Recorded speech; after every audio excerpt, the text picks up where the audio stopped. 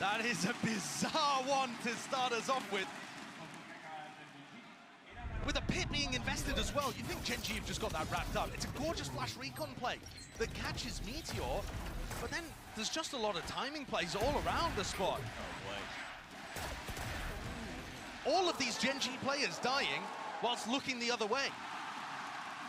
Not being able to use the eco advantage that they had, and actually the pit there ended up hurting them. Not something that's that replicable, but certainly one that SEN can take to the bank. They will be moving forwards now, plenty of money left waiting, and a lot of equipment comes with it, full weaponry. Zekken, so damn aggressive. Now, seems to have an inkling that maybe Karon's there, possibly from a cam aggressively getting broken. Yeah, for sure. John Cudy's cam got broken in that spot. Now he knows where Karon basically is. The rest of Gen.G working their way up mid. One of the things that SEN said in their press conference was it was difficult playing against Gen.G, hard to isolate your ones when they travel around in such a pack. But Gen.G are running a 1-3-1 default here. Smoking it up, looking to take a little bit of mid.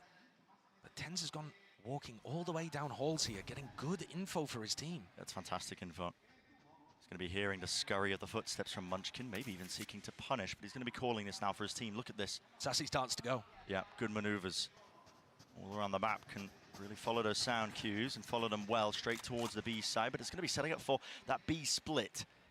Out through tunnel. TenZ has got to be careful here not to overflank. He just needs to play to contain. He grabs one, no grabs way! two.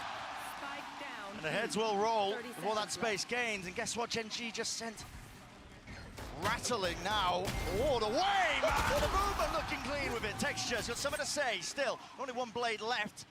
Rest of them finding it into the back wall, but there's the refresh and shut down. Traded time. Really, really quite low. Only 11 seconds left. It's going to be barely able to get onto the side, but Karon has to clear a little bit. He might just have some time spare, barely a second. And yes, we'll be able to get it here, but Sentinel surely don't let this one slip. A 1v3. Karon, though, is going to be able to reposition slightly, and TenZ is weak. Really weak. He's got so wide. Zelsis needs to be ready. Karon! The movement impeccable, the aim on top. And he's brought it to a 1v1. Yes, damage has been done, but this guy, from rank to superstardom all the way on the grand stage, he does not seem phased at all. Zekken to face him now. Again, slow walking onto the angle.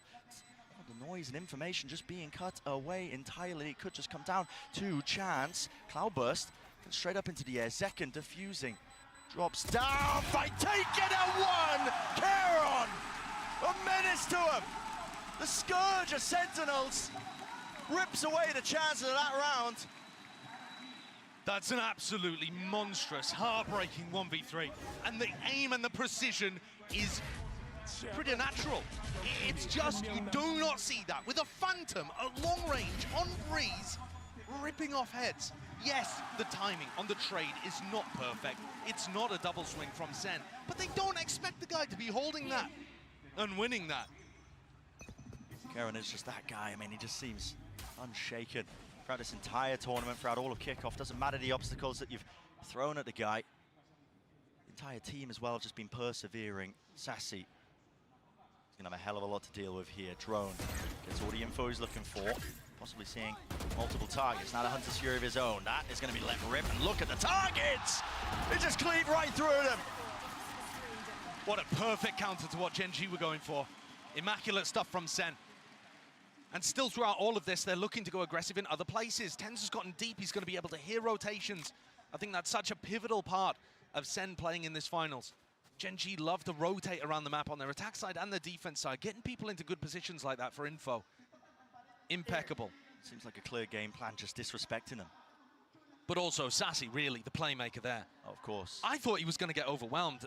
You saw him get the tag onto Meteor, and I thought that SEN were going to get baited into the fact that there was only one there. Clearly, a better read than it appeared. The Hunter's Fury obliterated them. Few layers too. I mean, Celsius, the bodyguard, playing inside the smoke, making sure 30 that seconds there left. was no punish in sight when Sassy was ulting. Yeah. It's very solid stuff. Gen.G are just going to go for a save here after Karon got them a 1v3 to start their economy flourishing. SEN making sure it dampens just slightly. I don't know whether they saw Zekken's operator this round, they didn't really interact Yeah, with I'm it not very too much. sure. Because he went for the peak double doors at the beginning. I have a feeling that Gen G don't know that this is online. You can see he hasn't even shot a bullet. So that could certainly be another twist in the tail as we head into the next. They're not revealing the hand that they have purchased that one. They might be able to check the money, at least in the follow-up now into this round, but yeah, here's that play before as well. I mean, it's so lovely. Vulnerability as well. Yeah, especially with Zelsis Zelsis throwing the snake bite. Real nice. Zekken is going to be here to try to receive this hit if it comes through A. He's taking a gander through double doors, at least looking like he wants to. Wall up. I feel like this is going to be so difficult when Meteor has his Yoru online. 5 tags though. 2 found. Deep control of mid. Now Karen is playing a really far back position here. Just seeking to contain. Oh my god. Against the wall. Could just be walking straight into it. Shot missed though. It's a jiggle. And guess what? The entirety of the site has been gained. Given up entirely here just from that dimensional drift. Out of it now. Meteor with the plant. And this is securing brutal. it for texture. This is brutal. You're going to end up having pulls on this. You've got people running, you know, Munchkin's got lineups that he can throw. Offsite post-plants buy time for post-plant lurks to come through, and this is the game plan for Gen G. SEN are not in a position to play this quickly. They have to clear so many areas and then put pressure so deep to punish Karen and Munchkin. Already the lineup sailing across. Dart not quite broken. Reveal onto multitudes of targets. Again, this all causing issues, and it is too much to overcome, too much to clear. Ults are being rattled off here. Texture from the high ground, eventually traded, and now the flash, pop flash, round the corner, tens. It was all dodge. Meteor! Massive play. Second sticking inside the cage, broken. Destroyed and dropped. Gen G finding that fifth, but you're right, Josh. It all began just how long it took SEN to really get their ground, get started onto the retake. Frankly, the push into main, I have no problems with. Ten's doing a great job, but how is Meteor turning this and still getting a double kill out of it? If you remember back to the defense side pistol that SEN ran on this map against Gen G, they flash peeked Zekken in, Meteor dodged it, got the kill. I'm just getting flashbacks of that again. The Gen G players are so skilled and have demonstrated that all year. You think you haven't dead to rights, you simply do not. Slight edge being held now for Gen G. Rounds have been oscillating wildly back and forth. It follows the trends, it's SEN's turn. Gen G playing quite split up though, 2 players. Texture and Karen. A dynamic duo, making waves. See if they can do any damage, at least focusing on that. That was a potential reclear being called there by SEN, and it does just go even. And no flash peek being used there, so that was just a dry double swing. 1 for 1. And Munchkin's wall not going to be available to them if they hit A, so that puts more pressure on Karen now. But he still has the ult to be able to work with, so not a major problem for Gen G. Aggressive Tens is holding this angle. Not a far back position, he wants to hold them before they can even get themselves into the choke. Locking it down, deep dart, potential setup. Waiting for the sound cue, doesn't get broken. Yeah, I think if that dart had been broken, he was looking to flash peek in there and make the play to win the round. The time is getting so low. If they can play in front of the Cosmic Divide, oh, Sassy goes down. Head rips clean off, dart through into the back Cosmic Divide. Gives him the perfect exit strategy here. Pop flash through, but Texture, he was aware of it. Facing away, or at least dodging it. And any chances for Sentinels into this round crumbled once more before our eyes. Again, Gen G in astounding control. Commanding position there. Having lost the Viper early on, to still be able to deal with that A-main aggression and come out on top is pretty excellent.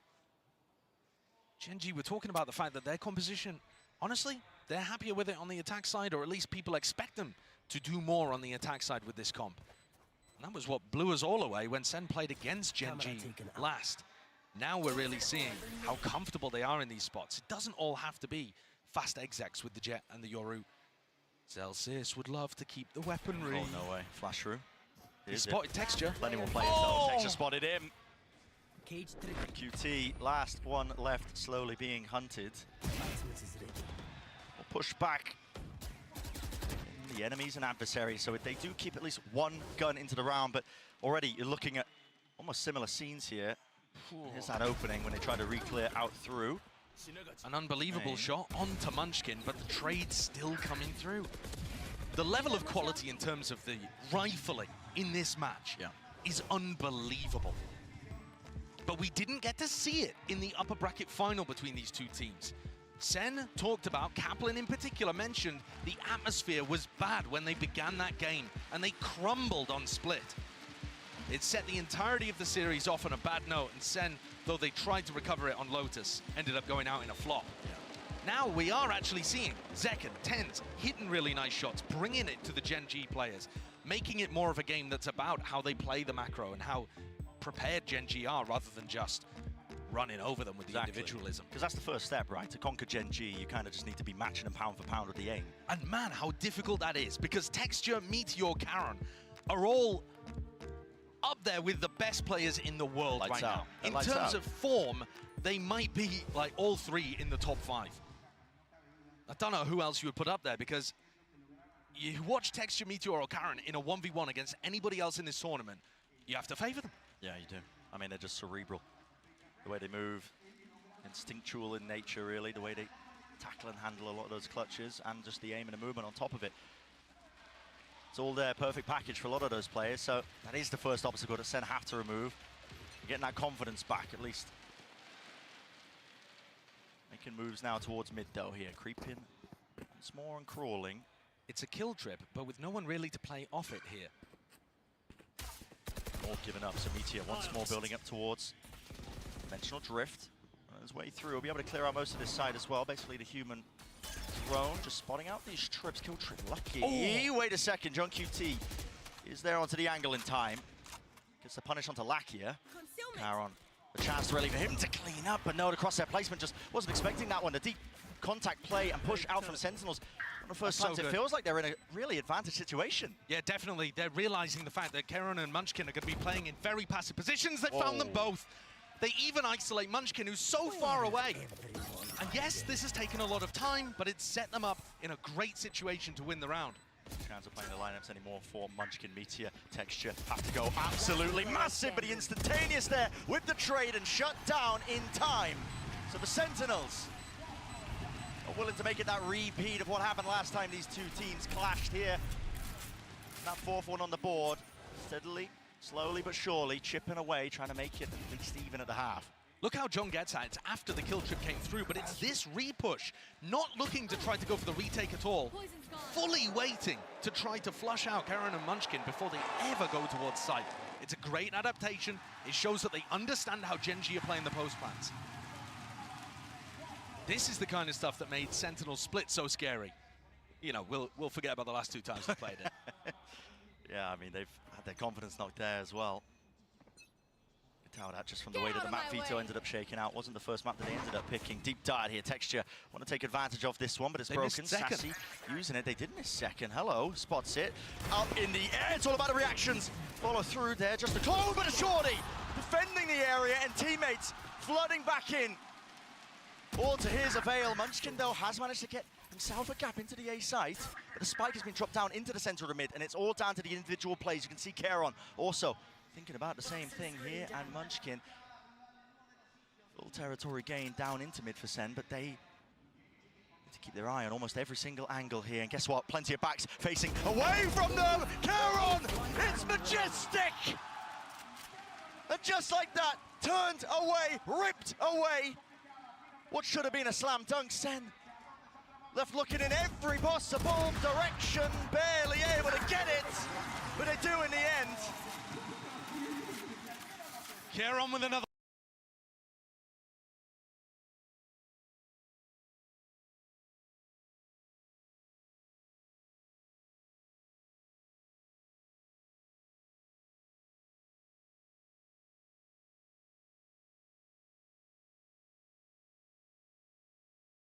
Another death blow, a dagger to the heart of SEN. Another round where SEN getting themselves into a hugely advantaged position, but because they played this specific style of using Zekken as bait and everybody flooding through from tunnel and double doors to try to help, they gave up the sights, and Gen G are just too smart with it. They read it, they react so quickly and get into positions where their players can pull off magic like that. Final round, Zekken, glass cannon operator. You're watching here as he tries to take contact. Dodging that initial wave of utility. There'll be too many targets. Now, once more, Brent, Sassy drones out through B main, making it feel like perhaps there's some level of aggression happening over there. They're trying to prompt the reactions out of Gen G. But this team is so smart. They wait for a full commitment before they decide to do stuff like that. And Munchkin's the playmaker actually here, making his way all the way up through halls. It's not a full commitment on the A split just yet. Not quite. Trying to make a play or get some info. He does like to take the initiative, though. That player to watch for here, Meteor. Holding. Kibi's a util, potentially the flash there, I believe, in his hands, but thinking twice about it. And again, it's just pure silence. They're letting Sentinels stew, hoping that they make a mistake. No real reaction, though, from SEN. They're not going to get baited into defensive aggression. Now the drone at least should trigger that reaction with the knife down. Cancels it! Reactions there from Zekken. Repositions there with a dash, but might want another go. I think still with the door opened wide, he realizes it is back. It's open to two different directions, and he's really got to try and watch this one here, at least get some help from the rest of his team. Gen G are moving into the opposite side of the map. Yeah, they're going towards Zelsis, who's reinforced with John Cudy's utility. The players haven't budged, snared into space. Zelsis hearing that one broken, now wants to take the fight to him. Out wide, onto the wall here, Keron. He's worked and wiggled his way into the back of the side again. Back to it, reload! Oh my! 7 seconds left with the spike drop down. Sentinel surely are favoured, and yes, indeed they are. No chances here in the final round of this first half. Not for Munchkin. So maybe, gotta think it's a better look for Sentinels here on Breeze. A much more competitive opening to this game on a map where most would write them off. Gen G dominated this map when the sides were flipped last time we saw it. He had great awareness, dodged the drone, used the knife to cancel it, punished the player coming in. There was a trip there onto Texture. He had to kind of adjust in mid-air, and Zelsis caught him, plucked him out the air like a butterfly. Absolutely insane stuff for the first half. Guess what? Plenty more left to go in Breeze. Let's send it down to the analyst desk to discuss everything so far. Thank you so much. Wow, what a way to start things off, but let's just jump right into it. Our Verizon high-speed moment of the match came in the first half. We had multiple, as a matter of fact. It was kind of, you know, your choice, pick of the litter here, Hypoc, because Zekken, this kid's putting on a show today. Yeah, I mean, just looks so clean time and time again in these high-pressure scenarios as well. Last alive here, like back against the wall to try and find a bailout round to really try and recover this. We're so used to seeing him now in this scenario. Yeah. And it's ridiculous because this guy just turned 19 in his first international final. He had that birthday while he was here in Spain. And the journey for this guy has been long. When we first saw him internationally, he was only 17 years